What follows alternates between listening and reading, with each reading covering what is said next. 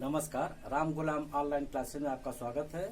आज द्वितीय सेमेस्टर का प्रथम प्रश्न पत्र के अंतर्गत हम अध्ययन करेंगे प्रारंभिक शिक्षा की पृष्ठभूमि, जिसमें हमको तीन प्रकार के शिक्षा के बारे में अध्ययन करना है। पहला प्राचीन कालीन शिक्षा, दूसरा मध्यकालीन शिक्षा जिसमें मुस्लिम कालीन शिक्षा का अध्ययन भी करेंगे, आधुनिक शिक्षा। आरंभिक शिक्षा की पृष्ठभूमि में तीन विषय वस्तु टॉपिक पर हमको चर्चा करना है, जिसमें सर्वप्रथम हम चर्चा करेंगे प्राचीन कालीन शिक्षा, जिसके अंतर्गत हमको दो टॉपिक पर अध्ययन करना है। पहला गुरुकुल शिक्षा, दूसरा बौद्धकालीन शिक्षा। जब गुरुकुल शिक्षा की बात आती है तो वैदिक कालीन शिक्षा की चर्चा हम करते हैं। जब वैदिक कालीन शिक्षा की चर्चा करेंगे तो हमको उसके पहले वैदिक कालीन का नामकरण कैसे हुआ, वेद के बारे में या उसके पहले की पृष्ठभूमि के बारे में यदि हम चर्चा ना करें तो कुछ वो अधूरा अधूरा सा रहेगा। तो इसलिए ये कुछ लंबा ही टॉपिक हो जाएगा। इसलिए हम आज के क्लास को प्राचीन कालीन शिक्षा के अंतर्गत जो वैदिक कालीन शिक्षा है पार्ट 1 का नाम देते हैं कि पार्ट 1 में हम इसके पूर्व की पृष्ठभूमि और इसका कुछ चर्चा करेंगे। पार्ट 2 में इसके इसी का जो शेष भाग रह जाएगा उसका चर्चा करेंगे। आइए चलिए प्राचीन कालीन शिक्षा के अंतर्गत गुरुकुल शिक्षा अर्थात वैदिक कालीन शिक्षा की चर्चा करने से पहले हम थोड़ा सा कुछ उससे पहले जाना चाहेंगे कि जब भारत में वेद का निर्माण हुआ उसके पहले कैसे क्या परिस्थिति थी, तभी हम शिक्षा के बारे में अच्छे से समझ पाएंगे। आइए शुरू से चर्चा करते हैं कि भारत का थोड़ा सा इतिहास जानते हैं जो वेद से संबंधित है। बाकी भौगोलिक बातें हैं कि उत्तर से हिमालय तक, दक्षिण में जो समुद्र तक फैला एक महाद्वीप था जिसका नाम भारतवर्ष था, जिसे महाकाव्य में भारत को महाकाव्य तथा पुराणों में भारतवर्ष के नाम से जाना जाता है। भारत का हमारे कई नाम है, अभी हम चर्चा करेंगे कि महाकाव्य और पुराणों में यदि हम भारत का नाम ले तो भारतवर्ष जाना जाता है। अर्थात भारत का देश जो हमारे इतिहास से भी जुड़ा है और यहाँ के निवासियों को भारतीय कहा जाता है, अर्थात भारत की संतान। भारतीय अर्थात भारत की संतान। और यूनानियों ने जब यूनानी भारत आए तो भारत को वो इंडिया कह के संबोधित किए। जब यूनानी भारत आए तो भारत को इंडिया के नाम से संबोधित किए। और मध्यकालीन जो मुस्लिम इतिहासकार थे उन्होंने हमारे भारत को हिंद नाम से पुकारा या हिंदुस्तान के नाम से हमारे भारत देश को संबोधित किया। इस प्रकार हम देखते हैं कि भारत का क्या क्या नाम है। भारतवर्ष नाम है, इंडिया है, हिंद है, हिंदुस्तान आदि नामों से हम अपने देश को जानते हैं। अब जो भारतीय इतिहास है वो बहुत लंबा चौड़ा है, तो भारतीय इतिहास को अध्ययन की सुविधा से हम कुछ भागों में बांटते हैं कि जब हम अध्ययन करें तो हमको सुविधाजनक हो, क्योंकि जब उसका लंबा चौड़ा विषय वस्तु हो जाएगा तो हम एक साथ अध्ययन करने में असमर्थ हो या समझ में नहीं आएगा। इसलिए भारतीय इतिहास को अध्ययन की सुविधा की दृष्टि से तीन भागों में बांटा गया है। पहला प्राचीन भारत का इतिहास, दूसरा मध्यकालीन भारत का इतिहास, तीसरा आधुनिक भारत का इतिहास। पुनः सुन लें, भारतीय इतिहास को अध्ययन की सुविधा से तीन भागों में बांटा गया है। प्राचीन भारत का इतिहास, मध्यकालीन भारत का इतिहास, आधुनिक भारत का इतिहास। प्राचीन भारत है उसके बारे में जानने के कुछ हम स्रोत बताएंगे, कैसे हम उसके बारे में जानकारी प्राप्त करते हैं। जो प्राचीन भारत है या प्राचीन कालीन इतिहास का है वो हम प्राचीन भारत के इतिहास के स्रोत पर चर्चा करेंगे कि प्राचीन भारतीय जो इतिहास थे उनको किस प्रकार हम जानते हैं, कहाँ कहाँ से स्रोत हमको प्राप्त होते हैं। तो इन स्रोतों को हम चार भागों में बांट सकते हैं। धर्म ग्रंथ के माध्यम से प्राप्त होने वाली जानकारी, जिसमें जैसे रामायण महाभारत आदि आता है, धर्म ग्रंथ के माध्यम से प्राप्त होने जानकारी, ऐतिहासिक ग्रंथ, और तीसरा विदेशियों का लेख या विवरण, चौथा पुरातत्व सामग्री। पुनः सुन लें, प्राचीन इतिहास जानने के क्या क्या प्रमुख चार स्रोत हैं। धर्म ग्रंथ, दूसरा ऐतिहासिक ग्रंथ, तीसरा विदेशियों का लेख या विवरण, चौथा पुरातत्व सामग्री। अब इस पर थोड़ा चर्चा करना चाहेंगे। धर्म ग्रंथ क्या है? जो प्राचीन धर्म ग्रंथ है, जैसे हमारे महाभारत, रामायण आदि है, इनके माध्यम से हमको प्राचीन इतिहास के बारे में जानकारी प्राप्त होती है। दूसरा ऐतिहासिक ग्रंथ, जिसमें राजनीतिक संबंध जैसे इंडिका है, राज तरंगड़ी आदि है पुस्तक आती है जो राजनीतिक ऐतिहासिक परिप्रेक्ष्य में लिखी गई है। और विदेशियों का लेख, समय समय हमारे देश में विदेशी आते रहे हैं, चाहे वो मेगास्थनीज के रूप में हो, फायान हो, हेंगसोंग हो, अलबर्नी हो, मार्को पोलो, टालमी आदि। कुछ ऐसे नाम है, नाम तो बहुत है, कुछ नाम हम यहाँ लिए हैं। ये समय समय पर हमारे भारत देश में आए और विभिन्न शासकों के शासन काल में रहे, कुछ समय रहे, अनुभव किए, वहाँ की प्रशासनिक व्यवस्था, राजतंत्र व्यवस्था, सामाजिक व्यवस्था को देखा, जाना और अनुभव किया।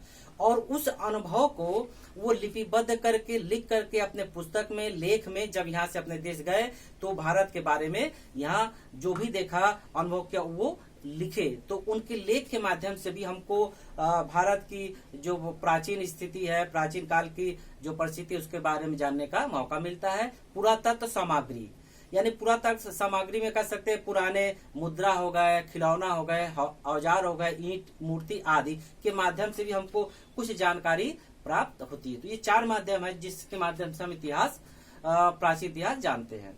अब आगे चलते हैं, वैदिक शिक्षा का जो चर्चा चलती है। वैदिक शिक्षा यानी वेद नाम आता है, तो भारत का सबसे प्राचीन धर्म ग्रंथ वेद है। हम पुनः कहना चाहेंगे, बताना चाहेंगे, भारत का सबसे प्राचीन धर्म ग्रंथ वेद है, जिसमें बताया गया कि वसुधैव कुटुम्बकम, उसमें ये उपदेश दिया गया है, संदेश दिया गया है, जो प्राचीन वेद है, कि हमारी वसुधैव न पूरी पृथ्वी एक परिवार के समान है, आपस में मिलके हमको रहना चाहिए। और हमारे देश में जो वेद का हम चर्चा करें, 4 प्रकार के वेद हैं।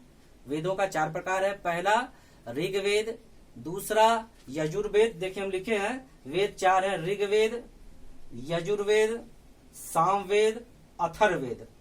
पुनः सुन लें, वेद 4 प्रकार के हैं, ऋग्वेद, यजुर्वेद, सामवेद और अथर्ववेद। इसमें जो सबसे प्राचीन वेद है वो ऋग्वेद है। ये प्रश्न भी बनता है कि भारत में कितने प्रकार के वेद हैं, तो हम कह सकते हैं 4। उसमें सबसे प्राचीन कौन सा वेद है? ऋग्वेद। प्रश्न देखिए धीरे धीरे इसमें बनता जा रहा है, और आपसे हम बीच बीच में हमेशा कहते हैं जो ऐसे महत्वपूर्ण प्रश्न है जो परीक्षा उपयोगी भी है, डीएलएड बीटीसी के अलावा CTET, UP TET, TGT, PGT आदि परीक्षा उपयोगी में यदि ये पाठ्यक्रम है तो ऐसे प्रश्न छोटे छोटे बन के आते रहते हैं। अब आगे चर्चा करते हैं कि जो 4 वेद है, इन 4 वेदों को संहिता भी कहा जाता है। 4 वेद को मिला के संहिता भी कहा जाता है। ये बहुत कम कहीं कहीं हमको सुनने या देखने को मिलता है। संहिता यानी संग्रह, 4 वेदों का संग्रह समूह संहिता हो गया। ऋग्वेद, ऋग्वेद में मैं चर्चा करना चाहूंगा कि इसमें ऋचा मतलब मंत्र होता है। इसमें ऋचाओं का क्रमबद्ध रूप से संग्रह है। जो भी मंत्र है उसको एक क्रम से उसमें लिपिबद्ध किया गया है, वो ऋग्वेद है। और इन वेदों में खासकर जो पहली चर्चा हो रही है ऋग्वेद में हमको आर्य, अभी आर्य आगे डिटेल चर्चा करेंगे। आर्य कौन थे? आर्य जो सर्वप्रथम भारत में अन्य क्षेत्र से आए, आर्य के राजनीतिक व्यवस्था और उनके इतिहास के बारे में हमको जानकारी मिलती है। और एक और प्रश्न बनता है कि गायत्री मंत्र किस वेद में उल्लेखित है या किस वेद से लिया गया है? गायत्री मंत्र जो है वो ऋग्वेद से लिया गया है। प्रश्न बनता है कि गायत्री मंत्र आप सब जानते भी है, ओम भुर्वा करके इस प्रकार शुरू होता है, कि गायत्री मंत्र ऋग्वेद से लिया गया। एक प्रश्न और बन गया कि गायत्री मंत्र किस वेद से लिया गया इन 4 वेदों में? तो आंसर है ऋग्वेद। और अगला चलते दूसरा यजुर्वेद। जो यजुर्वेद है वो शास्वर पाठ के लिए मंत्रों और बलि, जो मंत्र हम पढ़ते हैं और बलि जो विभिन्न जीव जंतुओं को बलि देते, बलि के समय कुछ अनुपालन किया जाता है, कुछ नियमों का संकलन होता है, कुछ इस प्रकार की व्यवस्था किया जाता है कि वो यज्ञ पूरा करते समय विभिन्न नियम कानून को जाने और समझे। इसलिए यजुर्वेद में अंतर्गत मंत्र और बलि के समय जो विभिन्न नियम कानून विधि का प्रयोग किया जाता है, किस विधि के द्वारा हम उसको व्यवस्थित करें और लाभ हमको मिले, तो वो यजुर्वेद में है। यजुर्वेद की एक और खासियत है, ये ऐसा वेद है, 4 वेद में ये ऐसा वेद है जो गद्य और पद्य हम लिख दे रहे हैं गद्य और पद्य दोनों में पाया जाता है। यजुर्वेद गद्य प्लस पद्य, यजुर्वेद गद्य और पद्य दोनों में पाया जाता है। एक प्रश्न और बन जाता है, ऐसा कौन सा वेद है जो गद्य पद्य दोनों में पाया जाता है? यजुर्वेद। सबसे प्राचीन वेद ऋग्वेद। ठीक है, अब तीसरा चलते हैं सामवेद। ये सामवेद का मतलब है शाब्दिक अर्थ है गान, यानी गाना। जो सामवेद है उसका शाब्दिक अर्थ है गाना। इन वेदों में जो यज्ञ होते थे समय समय पर, अब हम इतिहास देखते हैं फिल्मों में या टेलीविजन में अध्ययन करते हैं, पढ़ते हैं, तो जो ऐसे राज परिवार के लोग थे, राजा थे या अन्य लोग थे, वो अपने किसी भी इच्छा के लिए या किसी बड़े काम की पूर्ति के लिए विशाल यज्ञ किया करते थे। उसमें विभिन्न प्रकार के कर्मकांड होते थे, व्यवस्था होते थे, नियम कानून होते थे। उसी का इसमें चर्चा किया गया है कि यज्ञ के अवसर पर कौन कौन से मंत्र पढ़े जाए। मंत्र तो बहुत से हैं, लेकिन उन मंत्रों का अलग अलग उद्देश्य है कि किस काम के लिए कौन सा मंत्र पढ़ा जाए जो आपके काम की पूर्ति हो सके। इसकी सारी चर्चा सामवेद में की जाती है। यानी सामवेद का शाब्दिक अर्थ है गान। इस वेद में यज्ञों के अवसर पर किए जाने वाले ऋचाओं अर्थात मंत्रों का संकलन है, जिसको यज्ञ करवाने वाले महर्षि प्रकांड विद्वान होते थे, इनको करवाते थे। अब सामवेद को एक अन्य विषय वस्तु के लिए भी जाना जाता है। सामवेद भारतीय संगीत का जनक कहा जाता है। सामवेद को, जैसे गान है, गान का मतलब गाना यानी संगीत कह सकते हैं, संगीत कह सकते हैं। तो भारत में भारतीय संगीत का जनक किसे मानते हैं चारों वेद में से? तो सामवेद। प्रश्न बन गया कि भारतीय संगीत का जनक किसे मानते हैं? सामवेद को। देखिए, सबसे प्रश्न छोटा छोटा बनता जा रहा है। यही प्रश्न बन के टीजीटी पीजीटी में आता है, तो या सीटेट यूपीटेट में आता है। हम ध्यान से अध्ययन नहीं करते तो वहां दिक्कत हो जाती है। प्रश्न बन के आ जाए कि चारों वेदों में से किस वेद को भारतीय संगीत का जनक मानते हैं। चारों वेद दिया है। अगर हम गहराई से अध्ययन नहीं करेंगे, पहले हम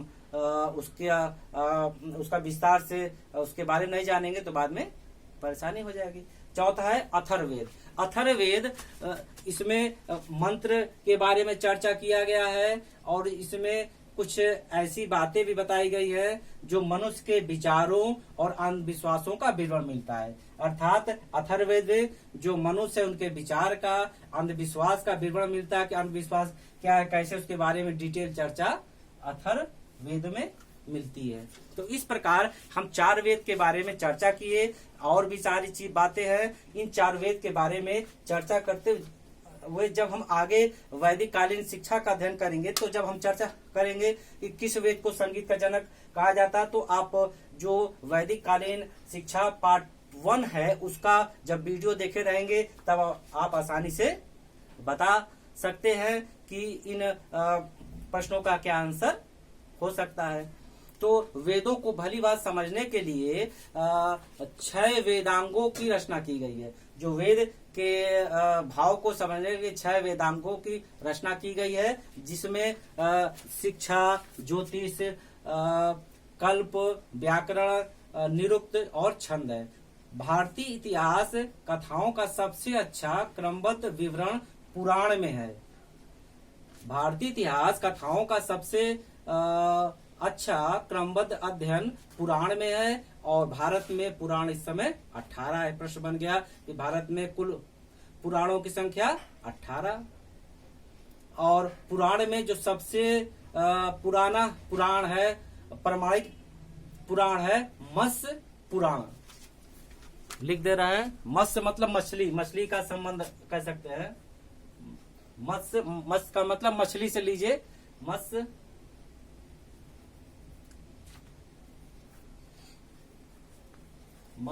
पुराण। इस प्रकार आज हम लोगों ने जो अध्ययन किया, क्या सीखा, उसमें पुनः चर्चा करते हैं।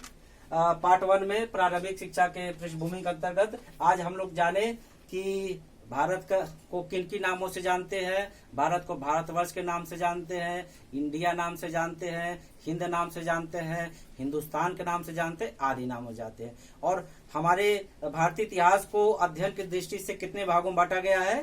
3। पहला प्राचीन भारत, दूसरा मध्यकालीन भारत, तीसरा आधुनिक भारत।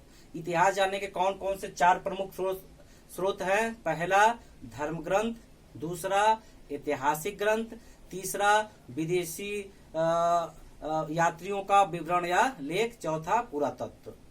वेद कितने प्रकार के होते हैं? 4 प्रकार के। वेद कितने प्रकार के होते हैं? 4 प्रकार के। सबसे पुराना कौन सा वेद है? ऋग्वेद। सबसे पुराना कौन सा वेद है? ऋग्वेद। कौन सा वेद गद्य पद्य दोनों में है? कौन सा वेद गद्य पद्य दोनों में है? यजुर्वेद। सामवेद का शाब्दिक अर्थ गान अर्थात गाना। भारतीय संगीत का जनक किसे मानते हैं? अथर्ववेद। भारतीय संगीत का जनक किसे मानते हैं? किस वेद को? अथर्ववेद। तो इस प्रकार आज हम लोगों ने जाना वैदिक कालीन पहले की व्यवस्था की। जब वेद का नाम जुड़ा तो वेद के बारे में हमको संक्षिप्त रूप से तो जानना चाहिए कि आगे जब चर्चा करेंगे कि वेद में बताया गया वेद 4 प्रकार के होते हैं, भारतीय संगीत के जनक कौन से वेद है, तो ये सब अध्ययन किए रहेंगे तो विषय वस्तु समझने में सुविधा होगी। और इसके आगे जो पार्ट 2 है हम अगले क्लास में चर्चा करेंगे। और आपसे पुनः एक बार मैं कहना चाहूंगा जो इसमें महत्वपूर्ण प्रश्न है आप इसको समय समय पर लिखते रहिए, जिससे आपके लिए परीक्षा उपयोगी सामग्री एकत्र हो जाएगी। इन्हीं शब्दों के साथ आज का क्लास समाप्त करते हैं। कल अगले क्लास में पुनः मुलाकात होगी। नमस्कार।